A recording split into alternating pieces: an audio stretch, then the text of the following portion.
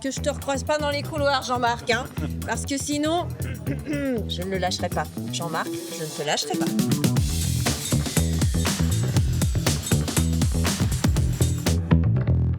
Jean-Marc, bonjour. Bonjour. En allergologie, comme dans d'autres spécialités, améliorer les parcours de soins est devenu un enjeu central. Quels sont les enjeux de mise en place des parcours de soins ? Alors effectivement, c'est pas spécifique à l'allergologie, ça existe dans d'autres spécialités. L'idée, c'est de limiter les errances tant diagnostiques que thérapeutiques, que le patient arrive, je dirais, le plus rapidement possible pour sa pathologie déterminée vers le bon spécialiste qui a les bons moyens pour le prendre en charge. Et effectivement, on sait bien qu'en allergologie, il y a une errance thérapeutique diagnostique et thérapeutique qui est importante. Donc actuellement, il y a un groupe de travail qui s'est mis en place au niveau du CNP d'allergologie pour réfléchir à cette question. Concrètement, quelles sont les pistes explorées aujourd'hui pour structurer ces parcours de soins ? On a une expérimentation qui s'est mise en place en Bourgogne-Franche-Comté, qui est financée par le ministère de la Santé. C'est un article 51 de la loi de finances 2018. Ce sont des parcours de soins partagés entre professionnels, allergologues et paramédicaux, conseiller médical en environnement intérieur pour les allergies aux acariens et également diététicien nutritionniste spécialisé pour les allergies